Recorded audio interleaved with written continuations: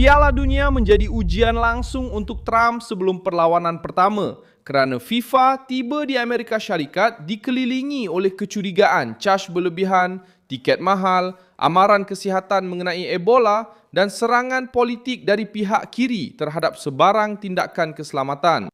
Pada hari Isnin 1 Jun 2026, hanya beberapa hari sebelum pembukaan kejohanan, Trump muncul di tengah-tengah krisis. Bukan kerana beliau mencipta masalah itu, tetapi kerana beliau meletakkan kerajaan persekutuan untuk mengawal pesta bernilai berbilion yang FIFA jual sebagai persembahan sempurna.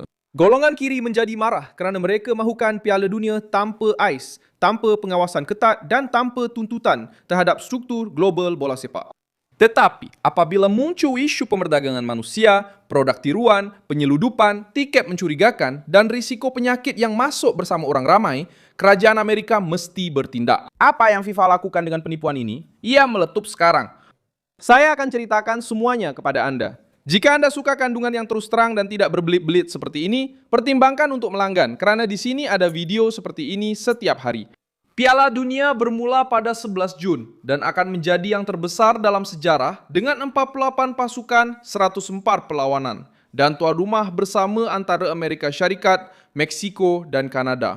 Ini bermakna lapangan terbang penuh, hotel penuh, penyokong bergerak antara negeri, delegasi, penaja dan berjuta-juta orang melalui kawasan sensitif. Trump telah menubuhkan satu pasukan petugas Rumah Putih untuk menyelaras acara itu dengan agensi persekutuan, banda, tuan rumah dan pihak berkuasa tempatan dengan Andrew Giuliani sebagai pengarah eksekutif. Matlamatnya adalah untuk mengatur pengangkutan, pelancongan, visa, keselamatan dan tindak balas terhadap risiko. Kerana Piala Dunia di Amerika Syarikat bukan sekadar bola sepak. Ia melibatkan sempadan, wang, imej antarabangsa dan keselamatan dalaman nasional e segurança nasional.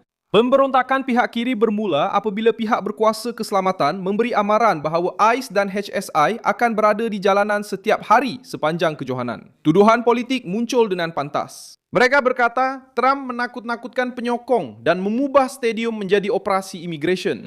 Namun, kenyataan rasmi menyebut sasaran lain. Tindakan ini akan diambil terhadap tiket palsu, pemerdagangan manusia, penyeludupan dadah dan barangan tiruan. Tindakan terhadap tiket palsu, pemerdagangan manusia, penyeludupan dadah dan barangan tiruan. Tindakan terhadap tiket palsu, penyeludupan dadah dan barangan tiruan. Sesiapa yang menganggap ini sebagai keterlaluan sebenarnya mahukan Piala Dunia tanpa polis.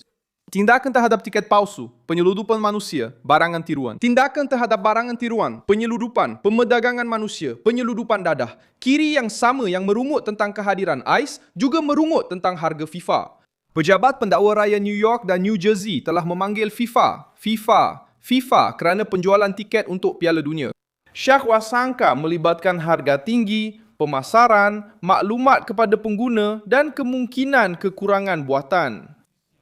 Dalam kata lain, tuduhan itu ialah FIFA mungkin telah mencipta rasa kekurangan tiket untuk menaikkan harga dan menekan penyokong biasa.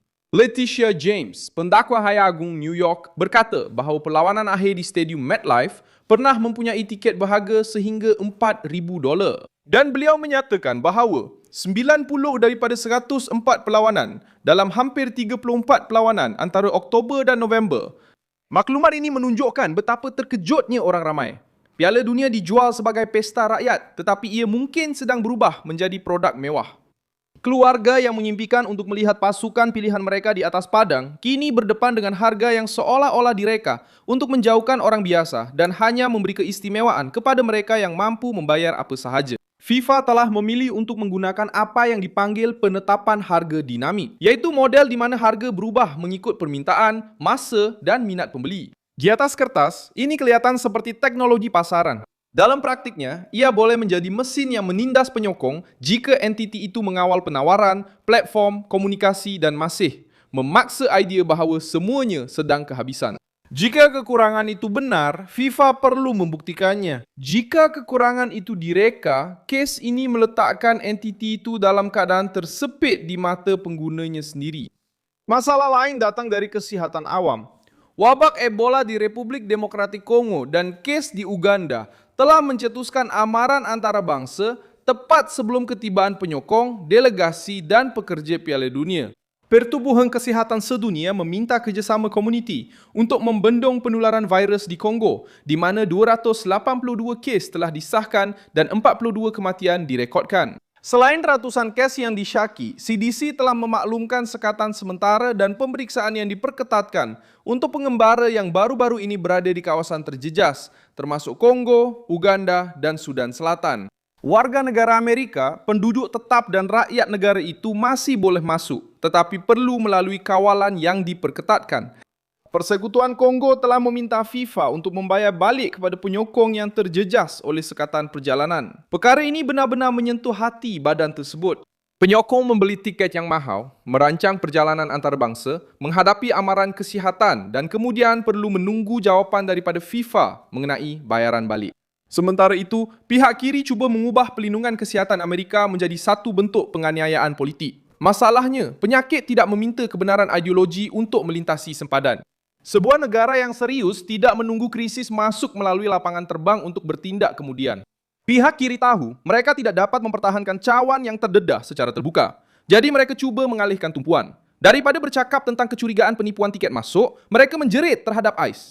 Daripada menuntut ketelusan daripada FIFA, mereka menuduh Trump.